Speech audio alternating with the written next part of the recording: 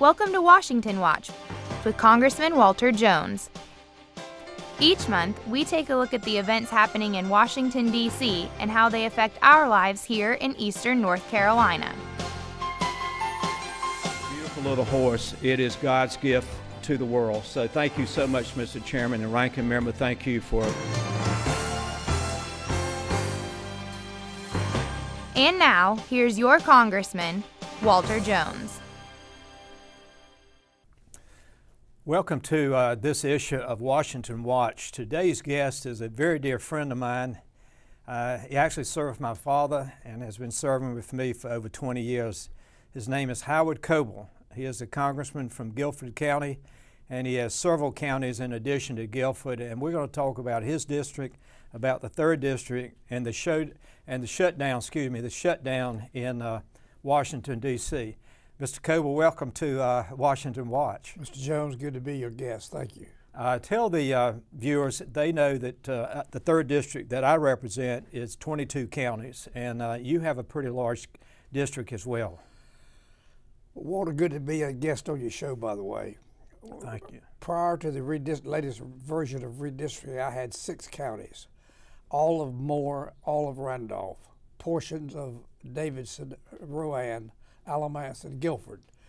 The friends in the legislature saw fit to redistrict my district. So our friends. So they pulled 4 of my 6 counties from me and assigned me to a total of 10 counties, including portions of Guilford and Alamance.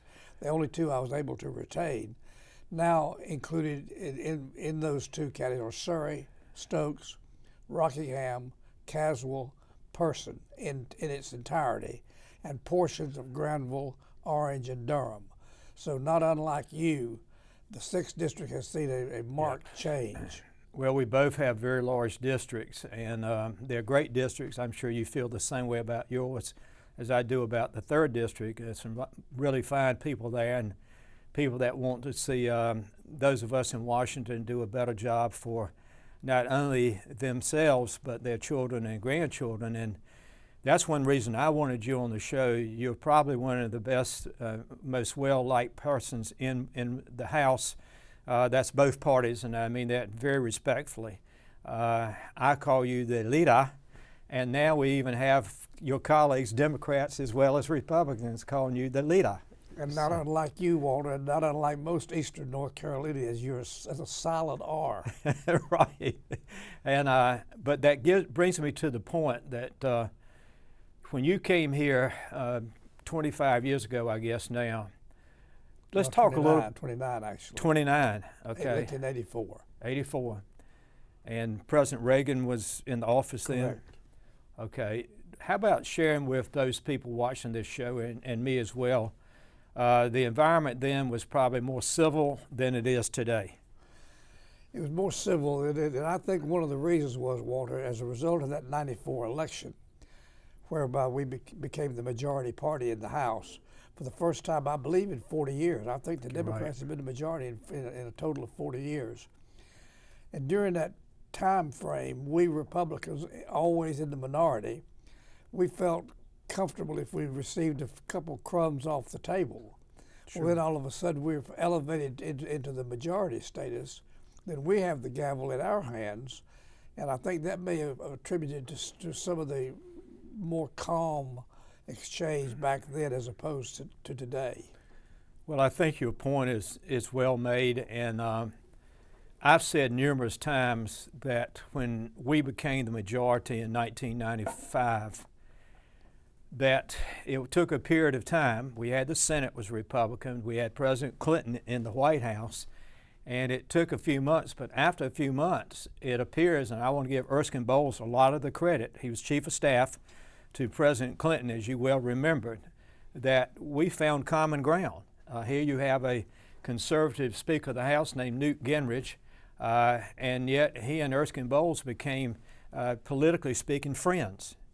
And legislation that we had proposed in the campaigns of 94, sworn in 95, such as welfare reform and some other measures, actually became law of the land and was embraced by President Clinton. So it just, everything seems to have changed so much since that period of time that you're speaking about, when we had the Republican House, Republican Senate, and the Democrats had the presidency. Well, you mentioned Erskine Bowles. I'm very high on him. He and I served in the Coast Guard Reserve together back in Guilford County. And he and Alan Simpson, on whom I'm also very high, former senator from Wyoming, they're now heading up a task force, as you know, which I think is very credible. And I'm very high on both those guys.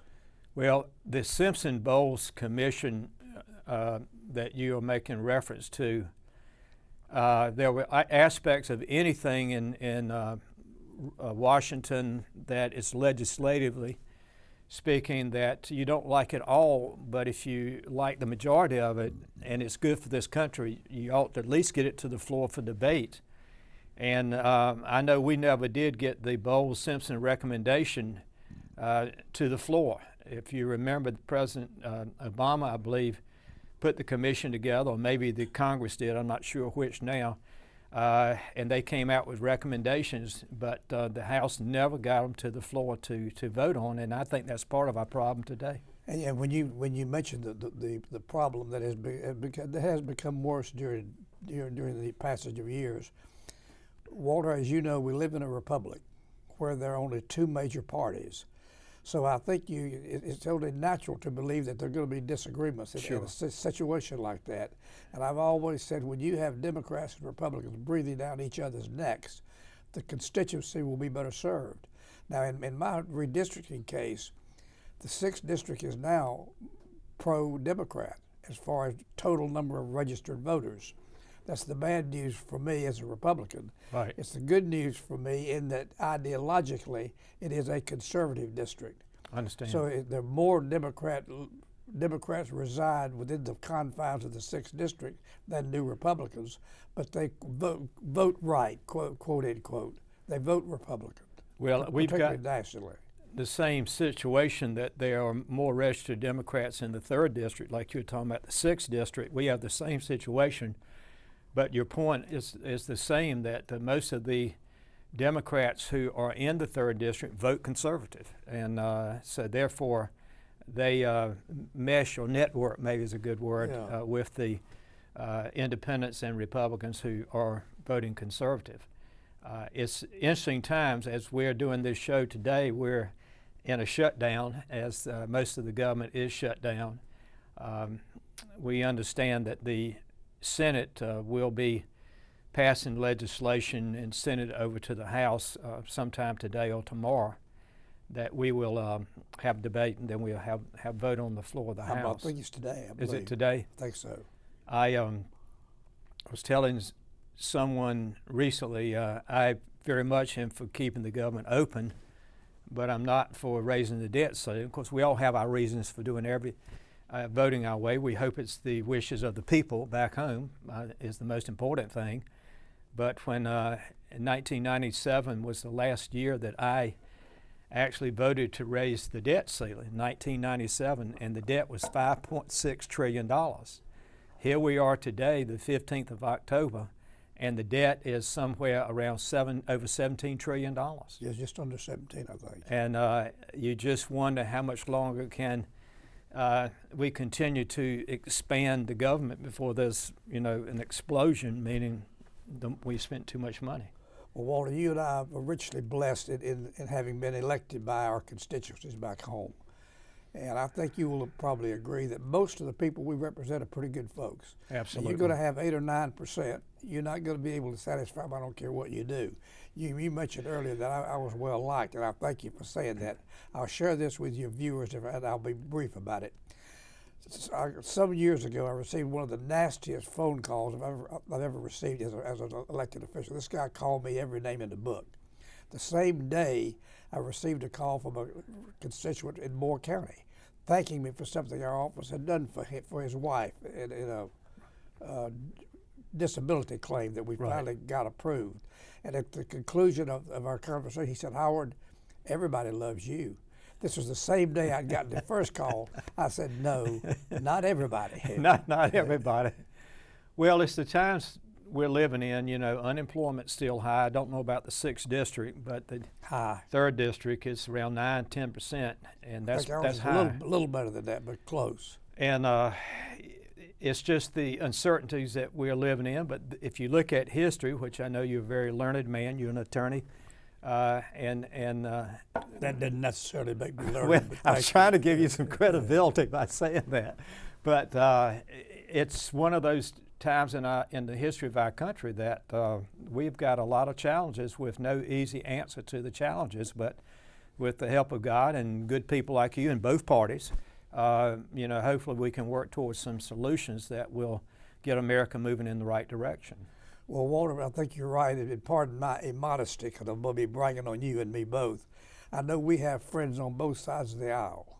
Right. I mean, my mom and daddy were Democrats. Right. They finally changed when I ran for Congress. But your daddy and I had a very good working relationship. You all served together, I believe, on the Committee of Merchant Marine and Fisheries, I believe. Ed McDonald, my chief of staff, said oftentimes he would get a call from your dad, said, Ed, you got any cigarettes for me? Because back in those days, we could have cigarettes and share with our colleagues. Well, I've never been a smoker, not saying that smoking is good, but it maybe made some of the members calmer. I don't know. But no, it's, you know, tell me the industry up in, of course you don't have as much of the counties that had the textile mills, but has there been a significant drop off in employment in most of the textile mills in your area? Walter, you're touching on a subject close to my heart because my mama was a textile worker in Alamance and in Guilford County. She worked for the old Bluebell. Oh my gosh, I know that. And when I was elected initially, the bread and butter issues were these following industries: textiles, furniture, and tobacco. Right. All three are now beleaguered. That's true, yeah. And that's unfortunate. To answer your question, yes, it has tremendously fallen off. The textiles have. When I say beleaguered, they're not ready for the last rites to be pronounced. No, I understand. But nowhere near what they were 25 years ago. I was interviewed for some magazine recently, and of course we all get interviewed up here, no matter which party you're in or what committees you're on, but it was about, and we don't have, nor have we ever had as much in the area of textiles that you've had in the Piedmont, but it was about losing manufacturing jobs in eastern North Carolina, and again, there's no comparison. Tobacco's probably not in your district. Well, tobacco was once how most people lived. I mean, you know, small farmers, you don't have any small farmers anymore, but we had lost at Collins and Aikman in Farmville, which made seat covers for automobiles. This is about 5 or 6 years ago. I never will forget, and I know you saw a lot of this up in the Piedmont, but it was almost like overnight there were 400 jobs gone just like that, a snap of the finger, gone. They'd moved them overseas. And you don't recover from that. You don't. That's the point. You're exactly right. You don't ever recover. You hope you can. You do everything you can to make adjustments for those who lost jobs, but very seldom does it ever actually replace the money and the benefits for that person that lost a job. Very seldom indeed. But I'm really thank you for your leadership up here. We got a few more minutes, but I wanted to talk a little bit about immigration. You're on the J Committee. We know that the Senate passed an immigration bill. I know that you and the Judiciary Committee, which you are subcommittee chairman, that y'all taken one bill up, I think, dealing with border security. If you could touch on that in just 1 second. But do you see anything getting to the floor this fall or winter time? I mean, before Christmas?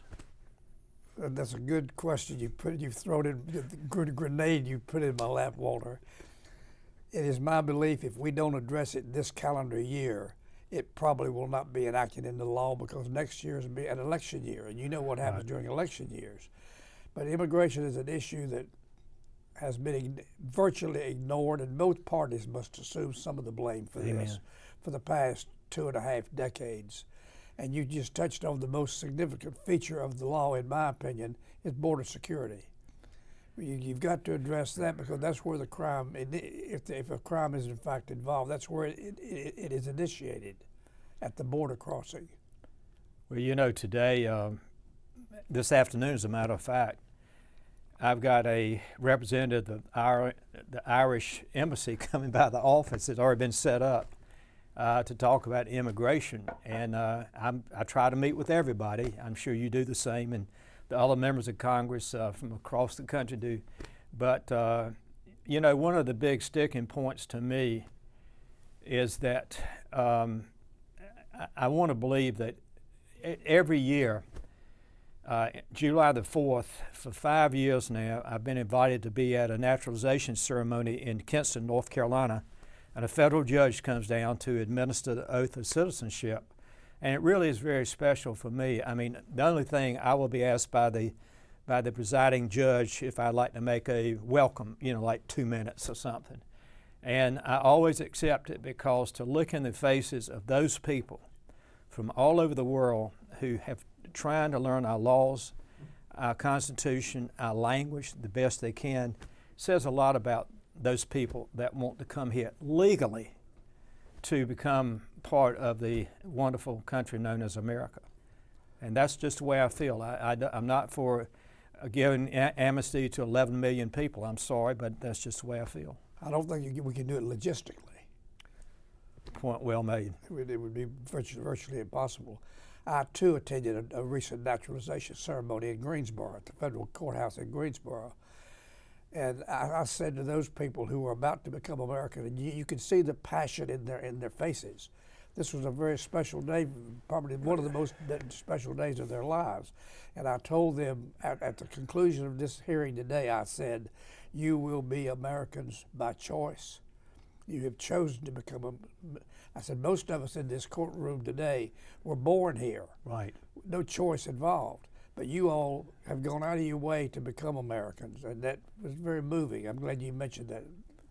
Well, thank you for sharing that story, because truthfully, when you, as you were saying, when you look in the faces of those people who love America so much that they'll leave their home country to come here and learn our ways, I mean, I'm not sure I would do it to go to another country, and of course there's no other country like America, yeah. But still the points that I'm trying to make is that it's a tough decision to make, and those people that want to come here legally, we welcome them, but we have laws. We want people to live by the laws, and then if they're willing to come here legally, we will do everything we can to help them. But as you said, logistically, I don't know how in the world you're going to open the door for 11 million people. It can't be done, I don't think. I don't think so either. I don't want to appear to be a negative, trumping the negative side of it, but that's a fact. Well, you know, after talking with you, you know, whatever the good Lord has in store for both of us down the road, I tell you, we need your kind of common sense in the speakership, really. I don't know if anybody's ever talked to you about being the speaker. Now, would you divulge the source of your? No, I knew you were going to ask me that. No, I am, but you do bring, you're conservative. You've always been true to your principles, and you bring common sense.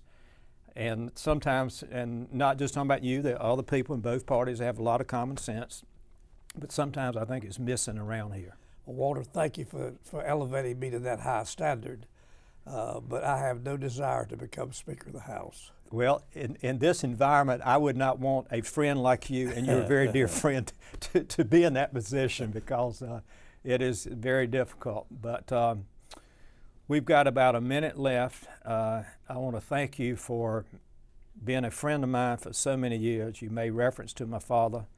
I know how much he thought of you, and y'all served on the committee together. In fact, he was chairman of the Mediterranean Fisheries Committee back in those days. That's exactly right. And he was a Democrat. You are a Republican. I am a Republican. But they had something that's missing today, and that's civility. Yeah. As we begin to close, I would like, as I always do, we had 6 Americans killed last week in Afghanistan. I want to bring our troops home as soon as possible, so I will ask God to please bless our men and women in uniform. I'll ask God to continue to please bless America, and I want to thank Howard Coble for being our guest today. and I thank you for your friendship. I hope you'll watch next month's show, and we always try to have interesting guests like we have today with Congressman Coble from the 4th District of, 6th District, excuse me, of North Carolina. Thank you. Thank you, Walter.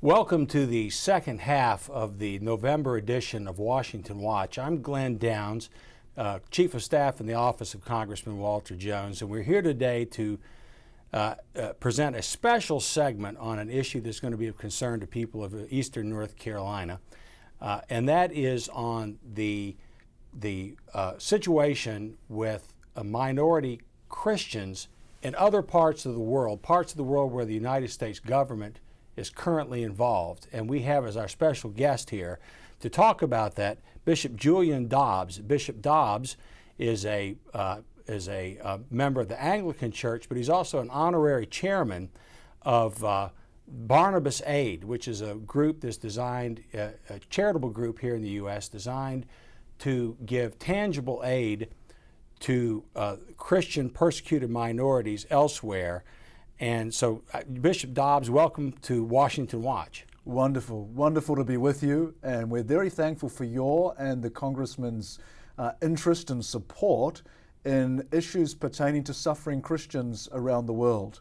And I'm pleased to be with you today. Thank you very much. This issue really came to the attention in a big way, I think, to people in eastern North Carolina in the run-up to the potential U.S. direct military involvement in Syria. And people began to be confused when they saw it looked like the people that our government was looking to help were very badly mistreating the Christian minority in Syria. And people were trying to sort out who's the good guy, who's the bad guy. So Congressman Jones felt it would be great to have you on the show to kind of talk about, let's start, if we could, with just an overview of what the situation for the Christian minority in Syria is and where all that stands today. Christianity in Syria goes way back to the days of Jesus. Many who are watching will recall in the Bible St. Paul walking down a little street called Straight in Damascus. It's still called Straight Street today. I've been there, and at the end you can go into the little house where Paul had his tremendous conversion experience of faith. And it's in that environment today that the very ancient Syrian Christian community is under huge pressure. Both under the current administration, the Assad regime, and the regime of his father, Christians in Syria have lived relatively peacefully and relatively able to practice their faith without fear of reprisal from the majority Islamic groups within Syria.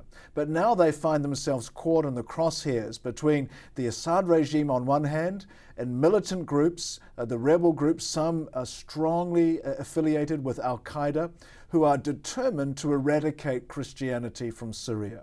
And so, dear people like my dear Christian brother, Dr. Jani Haddad in Aleppo, I've been to his house, I've been to Aleppo with him, now one of the only Christian leaders in Aleppo remaining, walking to work every day for fear of the sniper fire off the rooftops of his home and the nearby buildings. It's very difficult for the Christian community in Syria.